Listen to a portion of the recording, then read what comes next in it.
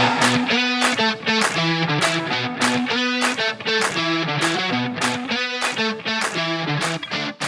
everyone, and welcome to the latest episode of the Business of Sport show. Today I'm joined by a man who has been there, done it. He's travelled the globe to play the game, and then he's probably taken on the biggest adventure of his life, stepping into the business world. So today I'm joined by none other than Dominic Day. Hey Dom. Hey mate, how's it going? Yeah, all good, mate. Yourself? Yeah, I'm good. Getting through. That's the main thing, mate. So for all the people that don't know kind of who you are and what you've done, introduce yourself. So I'm Dominic Day. I played rugby for 15 years, retired around 2 years ago. Towards the end of my career, set up a business with George Cruz, who England and British Lion, and we were playing together at Saracens. We set up a company called 4-5, which is essentially natural wellness products. And we started in CBD, branched into like vitamins. Essentially, we're just trying to not reinvent the wheel, but make products that are already out there, but heaps better, all natural, organic, bioavailable. And fast forward kind of 3 years from launching that, and we're in Boots, we're in Tesco, we're on Next, we're going into a number of other big retailers towards the end of this year, and life's just gone pretty mental, to be honest, mate. And I'm still kind of scratching my head trying to keep up. Well, like you said before we hit the record button, you know, you spent 15 years bashing into big blokes, and now you're looking at big retailers in the boardroom and spreadsheets. So it's got to be a different kind of beast. Oh yeah, it is so different. Like there's aspects of it that definitely cross over. I think we as rugby players, we're used to like putting the hard work in, the hard graft in, and that is something that has definitely been good for us, like transferring into business. But I think sometimes we can find ourselves being sort of busy fools because we are not experienced. I'm certainly not experienced in business. Like this is my first business, the first time I've ever thought about going into business. So I can't find myself, just because of my lack of knowledge and understanding, going around just trying to do everything possible rather than being really focused. But yeah, it's really exciting and looking forward to the next kind of year. Excellent. So let's kind of dial it back a bit and let's talk about your playing career then, because you've got around a bit, haven't you? Yeah, I did. Yeah, so it was obviously started in. Sorry, my kids just running. What's that? So can you edit this? But yeah. Yeah, we'll leave it in. This is always good. Why I'm on a podcast. You're gonna have to. Where's my gloves? What gloves? Hey, go, go, Cindy. Because I have to get. So I'm so sorry. She wants cupcake, good. gloves or something. Christmas cake. Christmas cake. I mean, who doesn't want Christmas cake? So there you go. Yeah. So my rugby career. So I started in West Wales. I was at Scarlets for like 6 years, and that obviously seems like so long ago because it was a long time ago now. But I played like over 100 games with Scarlets, and it was where really sort of, I don't know. I've got mixed feelings about it because although I swear I became professional, it was also a place where I probably wasn't enjoying my rugby as much as I wanted to, or should have been. And I was in a period there where I was just getting picked because there wasn't much competition in West Wales, and I was just getting picked like, week in, week out. Wasn't probably playing the best rugby I could, so I decided to push myself and move across to Bath. And I had a brilliant sort of 4 or 5 years there, playing in Somerset, and that was sort of somewhere that I really loved. Like, was kind of where I fell in love with rugby, really, or again, I should say. Like a great place to play. We had a pretty successful stint there. Made the Premiership final, and then after that, well, sort of during that time, got into the Wales team, got a couple of caps under my belt, and then decided to go off to Japan and Australia, and then finished up in Saracens, which was, I think I'm quite lucky to have done all those things throughout my career.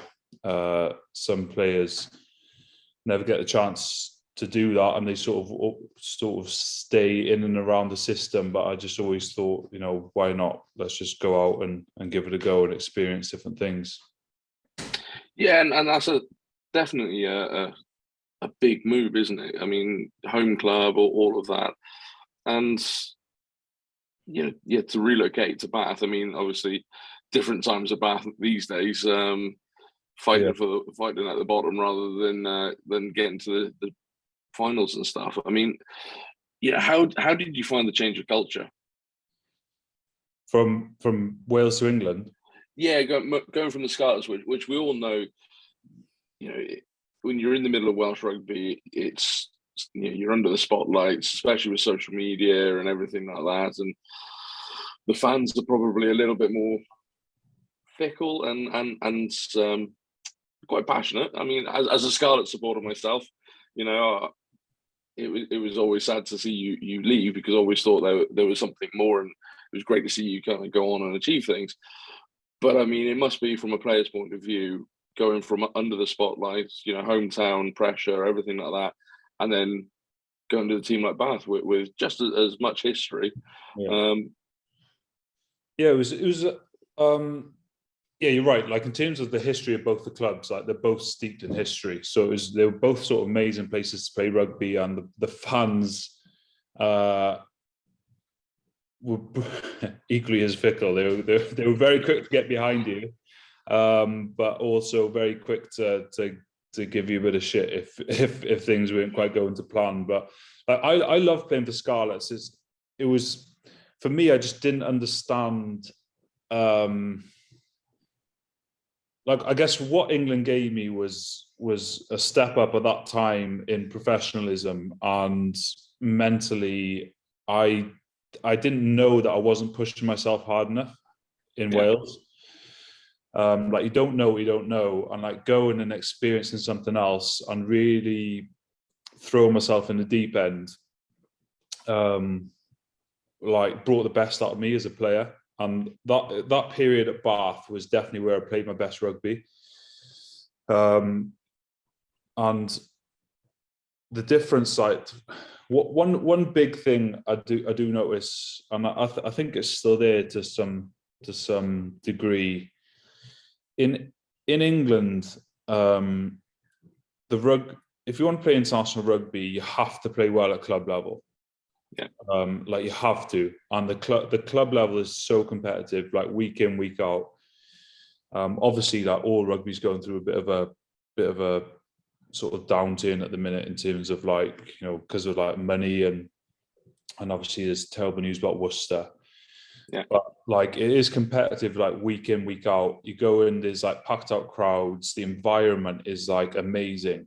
And in Wales, obviously, there's like sort of central contracts that players, there's not as big a pool of players, essentially. Yeah. So like, they know, a lot of players know they're going to get picked. Like, they, I think there was some times when I was at Scarlets, I think it was like George North, who just got on the international scene. Like, he'd played more games for Wales than he had for Scarlets at one point. Yeah. And like, that I just think that you have to play well for your club to play for your country, and that's what England do really well throughout. Like, lads like Eddie Jones in particular, he's pretty ruthless in not picking those lads if they're not performing at club level, even if it's just to make a point sometimes, like, fully knowing that he'll bring them back in. Like, he'll drop them for a campaign and then pull them back in. Yeah. I don't think Wales, they haven't got the luxury of being that sort of ruthless. And I think the club level then doesn't get the best out of those players. so like the club size don't get the best out of all those guys week to week, and the crowds sort of notice that because they turn up and the big name players aren't there like all the time, so the crowds start dwindling, and then it has a knock-on effect, which is really sad, really. Yeah, and certainly from a sports point of view, I totally see that, because there was probably a good period in Welsh rugby where you could name 30 players out of a 35-man squad without even struggling. And then it was always, always a few kind of extras thrown in around the corner. But actually, those guys then go missing. I mean, again, as a Scarlets fan, I look at the last couple of years with Liam Williams. Came back from Saracens and then played more games for Wales and internationally rather than for the Scarlets, which is disappointing, because as a fan, you want to see the big names. You want to see your best players on the pitch week in, week out. And obviously, if Team Wales kind of hoovers them up, then it's either a training camp or Six Nations, Autumn Internationals, Summer Internationals, whatever. It almost feels like cricket in that respect, that they're centrally contracted and they're off with England for a long period of time, and you might just happen to see them playing for Somerset, Gloucester, or Glamorgan or someone. So yeah. So you moved to Bath, and then you did what might have seemed for many of us fans kind of the absolute random thing, and headed off to the land of the rising sun. What happened? Yeah, it was a bit random, wasn't it? Well, I had a decision to make after the World Cup, where so I was lucky enough to get capped, right? I was a couple of weeks shy of my 30th birthday. I got my first cap. Managed to get into the World Cup squad. I was part of like the Six Nations following that, but then I was caught up in Gatlin's Law. Is that what they call it? The 60 caps and yeah. So yeah. If I wanted to play for Wales, I would have had to go back and play for a club in Wales. Was that an option at the time, or? Yeah, so I was talking to 3 of the regions at the time to go back. I think Scarlets, Ospreys, on Blues. But like I would have gone back, right, and I might have picked up a few more caps, but I would have been like 4th, 5th choice. So I would have been behind kind of Alan Wynne, obviously, like Bradley Davis, Luke Charteris, and for me it was like, did I want to go and play club rugby in Wales on the off chance of picking up a few more caps, or did I want to stay in Bath or go to another sort of English club? Or my value as a player, like I'm quite open in talking about this because I fully believe that players need to prepare for post rugby. My value as a player was probably never going to be as high as it was at that point. Yeah. And I just had like a really strong offer from Japan, and it had always been something that I'd been interested in, from the perspective of it's not a very long season, and you can go and potentially play a lot longer there into, say, your mid to late 30s and do pretty well out of it financially. Yeah. So I just kind of made the choice to do that. Now, it didn't quite work out in the respect of I was going to be staying in Japan for like 5-6 years, because I ended up signing a Super Rugby contract not long after. Yeah. And what happened is kind of the opposite. I didn't kind of look after myself in terms of like a short season, long break. I kind of went back to back. So I went from the World Cup into a full season, a Six Nations, and then straight to Japan post that season. Straight into a season there, straight into a Super Rugby season, and then straight back. So I actually did around, like, I think it was like 2 or 3 years of like just constant rugby, and my body actually broke down post that. So it was, although the experience was unbelievable, and for any rugby players, I would fully recommend doing it and just throwing yourself out there and doing experiencing something different. For me, physically, it didn't work out quite as expected. Yeah, and that's a long block of rugby to do, and I'm not surprised you had issues. I mean, I ended up coming out of retirement on the weekend and playing 80 minutes, and I've been in the hurt locker ever since. So to play 2 years back to back of, high quality rugby, yeah, I'm not surprised. And again, there's got to be contrasting styles with that, because you've got the English game as it is, which could be quite physical, dominance in scrums, everything like that, and then probably the Japanese game, where I've read players coming out and saying, well, they lost loads of weight because it's super quick, and then to move over to Super Rugby, which again is a whole other kind of beast. I mean, you probably didn't know whether you were coming or going at times. Yeah, it was a challenge.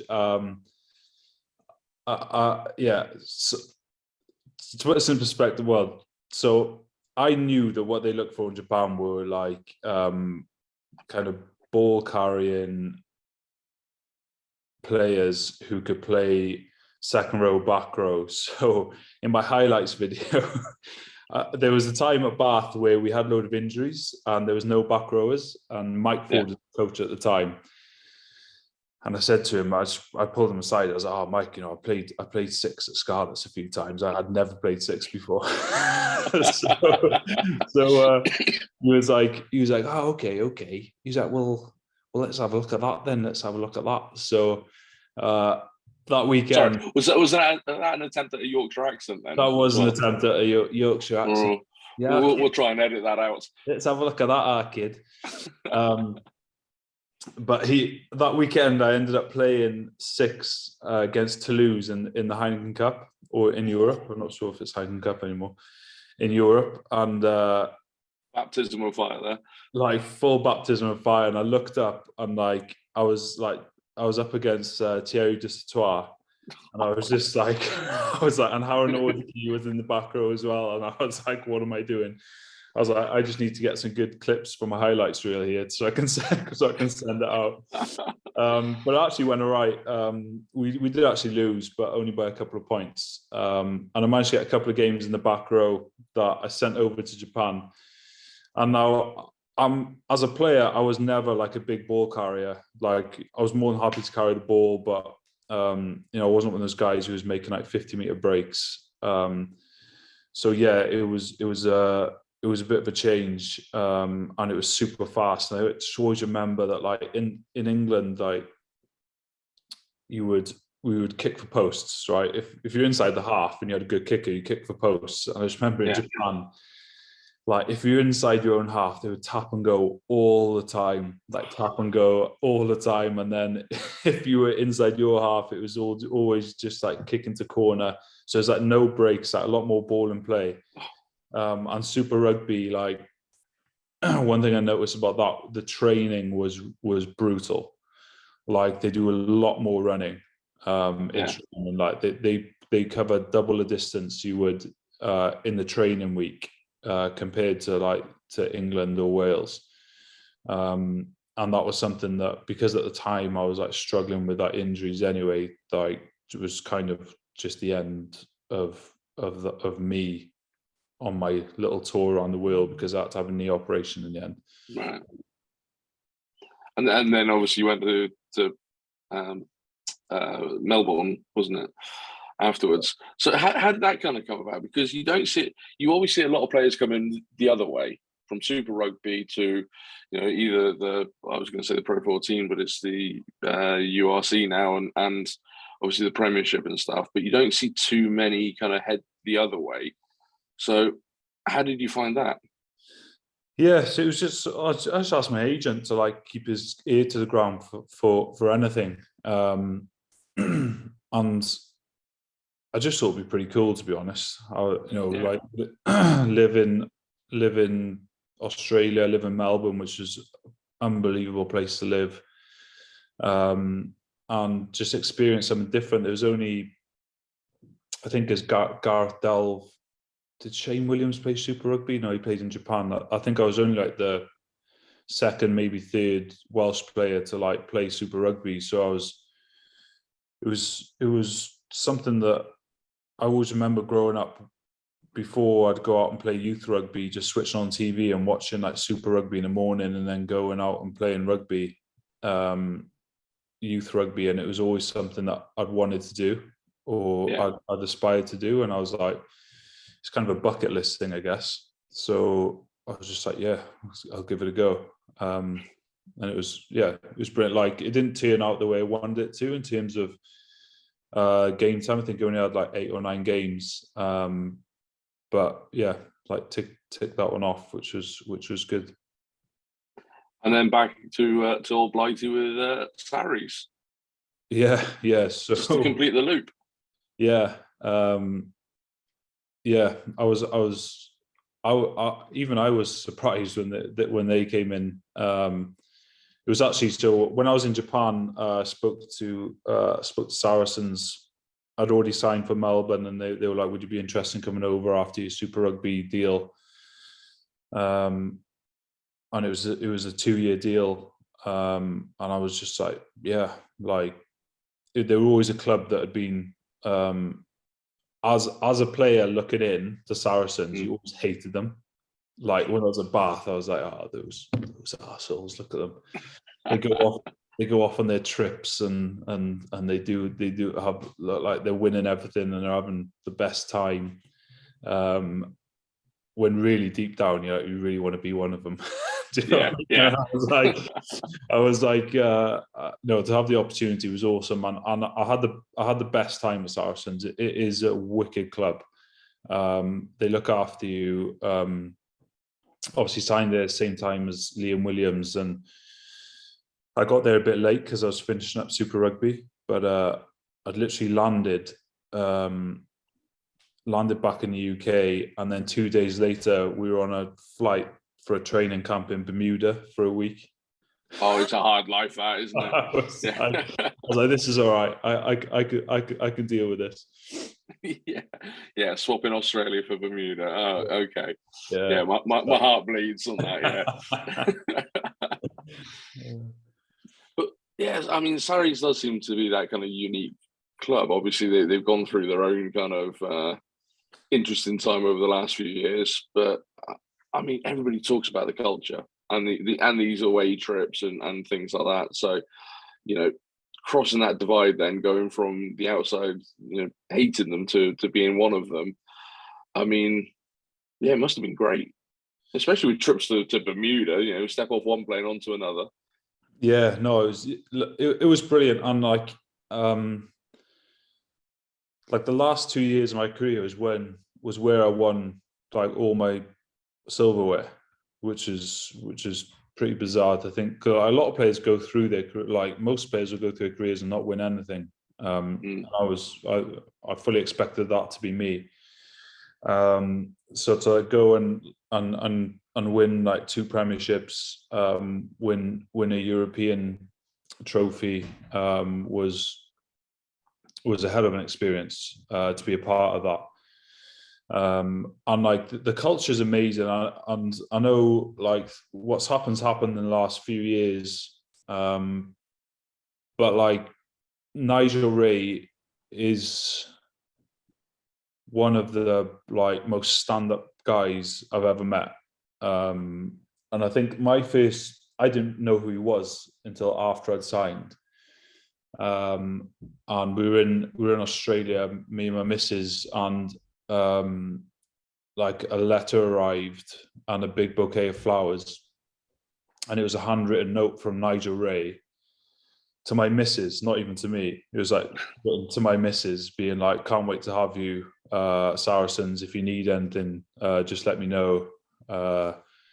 And I think like that always stuck in my mind because I'd never experienced that anywhere else. Like no one taking the time to like welcome not me, but like my missus, like to the club and be like, if you need anything, just let us know. And it's just like a little thing, such a little thing, but something that stuck in my mind like so much.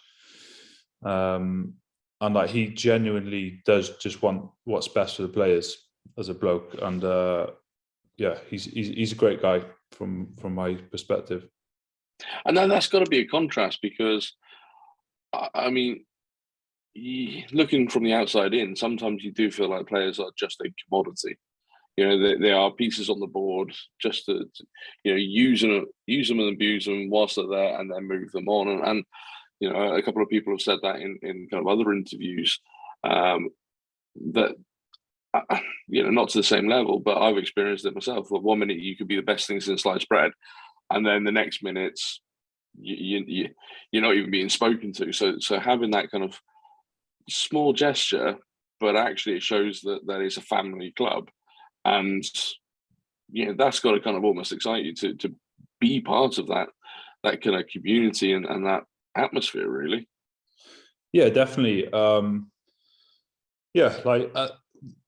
the players buy into everything there at Saracens, and one thing I noticed is like, if you're not picked, the first year I was in the rotation. So because like Maro and George, they were off the back of like a British Lions tour. So for the first season, I was playing regularly. I was in the squad like every week, whether it was starting off the bench. The second year was a bit different for me. I was kind of in and out. I wasn't in the main rotation, but like I played quite a lot. But when you're not in the main squad, one thing that's different at Saracens that is to any other club I've been at is all the players train as hard to give the team that's playing the best opportunity. So like, you don't get anyone sulking, which would happen a lot of clubs if players aren't picked. Like they'd sulk and they'd just like go out and try and like smash lads who've taken their jersey or just but like at Saracens it was like, all right, like if I help these lads do the best they can for the weekend, then that's going to be good for me and good for the club, and ultimately everyone just wanted to be successful, and they were really good at just getting players to buy in, even when they were like really disappointed. And that's a huge thing because you get the disappointments, but actually it's a one club mentality of if you can help prepare the guys for Saturday, it keeps the club moving forward, keeps the club heading towards the finals and things like that. Then why wouldn't you want to do that? Yeah, exactly. I think it comes down to sort of management of the players and the team. Like you mentioned, it is the culture around the whole thing. Yeah. So I can just imagine it now. You and Cruiser, sat on adjoining physio beds, going, "What can we do? I'm in the hurt locker. Have you tried this thing called CBD?" Is that kind of how the business came about, or? Very, very much like that. So we were like by the time I got to that point, like I was struggling. My second year at Saris, I was really struggling, and I was going in for like just had like my second or third knee op, and George had just had an ankle operation, and much like it is when you're injured at a club, you have a lot of like downtime, a lot of time in the physio room, and you're just chatting away. And I'm a little more daring than George, and I'd seen that CBD had been taken off kind of the banned substance list for sport. Yeah. So I was just like, I'll give it a go, and I just saw like really great benefits from it in terms of like inflammation and sort of helping me recover. And I mentioned it to George, and he tried it and just saw that he found that he was sleeping really well, which is obviously key for recovery as well.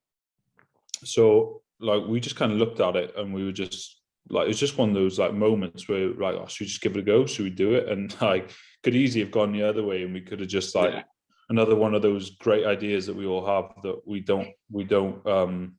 don't action, and just like falls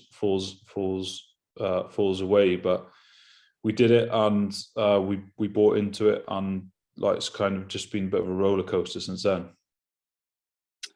Yeah, and I mean, seeing the journey going from just the kind of the first CBD products now to a range of vitamins and everything, now in the big retailers as well. I mean, that's got to be one hell of a roller coaster to be on. Yeah, no, it is. And like we're still learning so much every day. Like we're lucky, and a lot of this is thanks to Saracens, that we've got this great network of like successful people and businessmen that we can lean on and just kind of ask for advice, because like we are very aware that we're not by any means the finished article from a business perspective. Far from it, actually. But one thing we do is like we work hard, like and it is difficult. It is really stressful, but something that is really rewarding as well. We start like the last 6 months has been like awesome for us. Like we've launched like Tesco. We've landed a couple of like big deals coming up in the next couple of months that will see us like go to like a different level as a business. But yeah, like it's super fun, but it's hard. But like there's a lot of players out there who retire and don't have anything. And I think in this sort of day and age, and like the environment as it is financially, and the country as it is, and we spoke about Worcester briefly earlier. Like there's a bunch of players there that have just lost their job. Like they've lost their job. They've got no money coming in, and I'd say that a lot of them are not prepared for that, and that's like super worrying, and something that like the systems are there within rugby to like help players get ready, but I think it's the realization for a lot of players that it's not forever. It does always come to an end. Like it always comes to an end, and if you're not ready for it, it can hit you like a shovel in the face. Yeah, and I've spoken to previous guests before who have played at various levels, where again there's that transition from 1 minute you're a full-time rugby player where almost everything is catered for you. Your diet, your supplements, what you're going to be doing on a day in, day out basis, to all of a sudden then going, I've got to do it all myself and income. And I think the worrying thing with rugby is we saw at the end of last season where a lot of players didn't get their contracts renewed because squads were getting smaller because of finances and things like that, salary caps coming down, and now the whole Worcester thing, and potentially Wasps, having issues as well. Are you glad that you're away from that now? I'm not glad I'm away from it. Like I miss it. I miss being around the lads like massively. Yeah. But I think the timing, luckily, was good for it to happen. I'd actually signed 2 years in San Diego, so I was meant to go to after my Saracens contract. I was meant to go to San Diego and play 2 years there because there's a professional league in America now.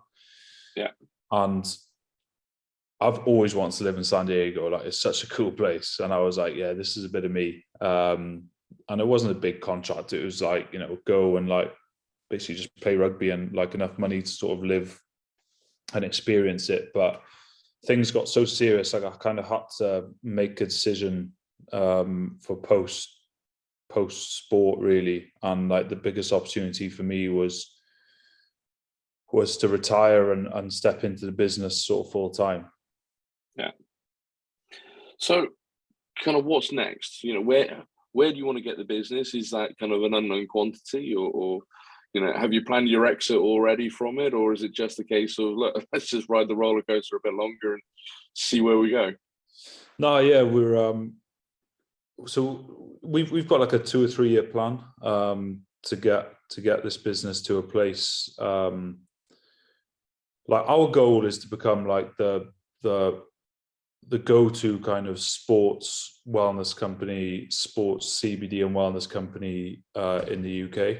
And we want to, we probably are at the minute, or we definitely will be by the end of this year, kind of the most widely distributed sports CBD brand in the UK. So we've got our eye on pushing out into Europe. We're also in South Africa. We're in one of the big retailers there. So yeah, like we're at the minute we're raising some money to kind of fuel the expansion and kind of solidify. And these are all things that I didn't know before, right? I was going to say, somebody's done that sorting up on all the terms. Like I might sound like I know what I'm talking about, but I'm just kind of repeating words I've seen on a piece of paper. I can imagine it now. Behind the camera, there's all these post-it notes. It's like business bingo behind there. Yep, mention that. Yeah, but yeah, look, we just want to build a sustainable business that's like we can just be involved in and grow. Like we want to grow pretty aggressively. But yeah, so that's kind of where we're at. A bit of international expansion and grow like the retail channels that we're in.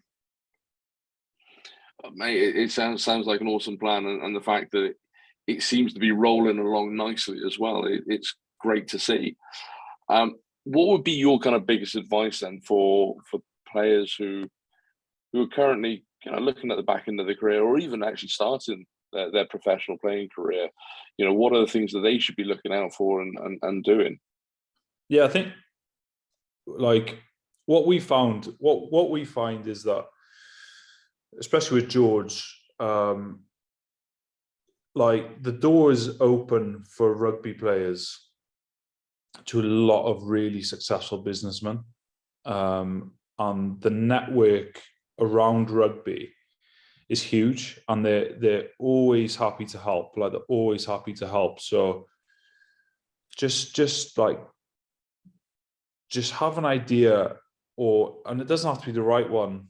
Like you might, because I remember when I was playing, I had like, when I was at Bath, they were like, you know, what do you want to do after? And I went from like, oh, I want to work on oil rigs to like I want to skip a super yachts was one of them. And like, I was just like, it's like really random. Yeah, I really don't know, but like there's a network there for all those things. Like I was put in contact with people that could have helped on a number of things. So it's just like, go after whatever you think you need, but like really delve into it, like talk to people, because there's a lot of like super successful people that help us now in our business, even though we finished rugby, but will put you on the right track to like if you need to step away from rugby, or you're forced to, or the best case scenario is you've got a great opportunity outside, but you can play rugby or retire, then put yourself in that position, because the networks there within rugby. So in England, it would be like the RPA, like they do a great job of like touching base with the players, the Rugby Players Association, and sort of helping lads transition. But like it has to come from the players themselves, because often you can get sort of blinded by, you know, you've got a good amount of money coming into your bank every month, right? As professional rugby players, it's not football salaries, but it's enough to live on, enough to drive if you want to drive a nice car or live in a nice apartment. But when that stops, those expenses keep going, and that's where you get really, really unstuck when the contracts end.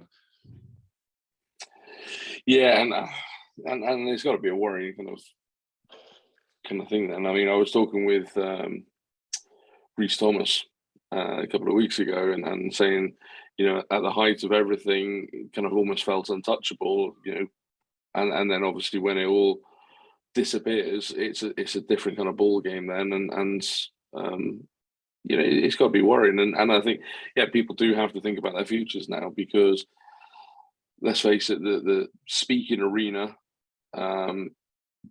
more and more players retire all the time, so there's more thrown into the mix then, and yes, the fees can be lovely for an hour or two, 5 or 6 grand for that time, but you've got to find somebody to book you. Then there's everything else that goes along with that. So I think starting up a business to generate your own income is absolutely key.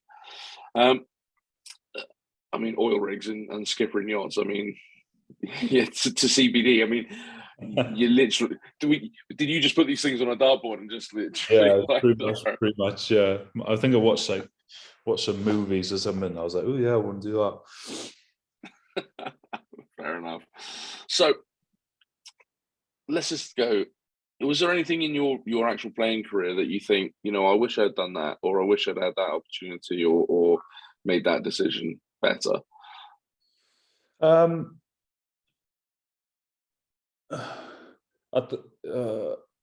Any regrets? I obviously sometimes think what would have happened if I went back to Wales. Would have got more caps? How many caps was I capable of winning? But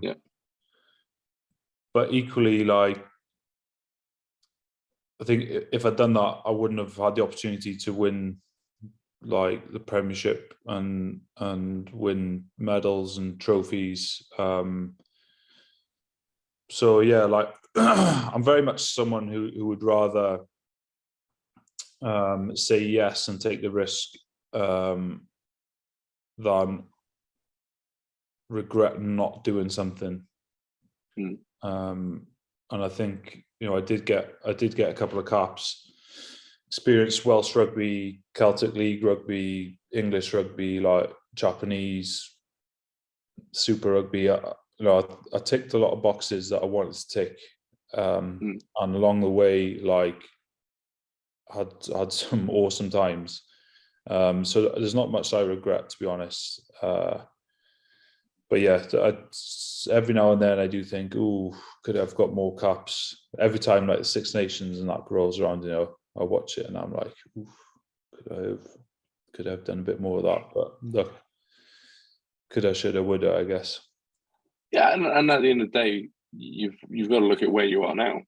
With the business and things like that. If you had have gone back to Wales, then it would have been a different kettle of fish. And I think you've done all right for yourself.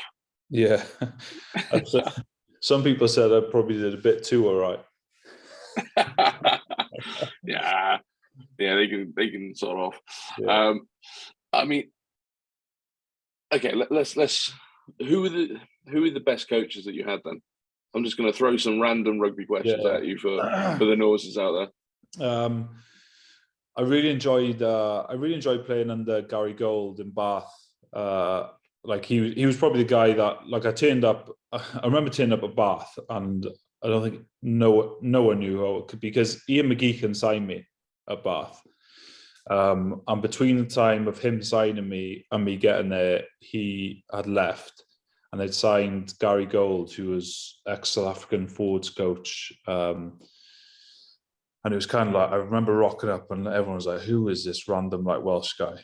No one knew her. All these posh lads who were just "Oh, hello," and I was like, "Oh." But one thing that he valued from his players was just work rate, and that was one thing that I didn't mind doing at all. Was just if it was hitting rucks or making my tackles. And I went in and I became a starter in my first season, and that's probably thanks to him, a lot of and he was a good man, and really enjoyed playing under him. Yeah. And who are the three toughest opponents you've played against that you see them on the team sheet and you go, oh, not them again? Three toughest opponents. We can expand it to more if you want, or less. Three's probably three's. There's always the fast guys, eh? I can hate playing against little fast guys. Actually, I remember in Japan, there's a guy who signed for Bath. You might know him actually. His name's Amanaki Mafi. So he played for Japan. Yeah. He's a Tongan guy. And he was always someone you wanted on your team because he was fast, agile, a super fast step. And I remember going to Japan and playing against him. And I was like, oh no, I've got to play against this like big Tongan guy who's like super fast and super agile. So he'd be one of them. And then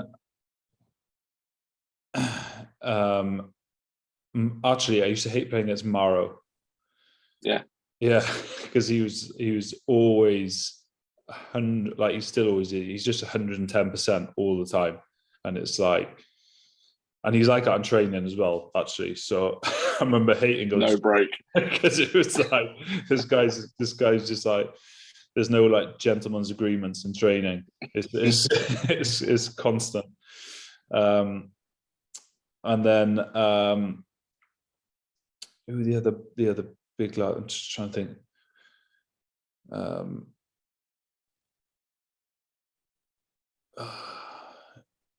Yeah, I'm just trying to think of the really fast like wingers, like guys that are. Mike Brown was always annoying as well.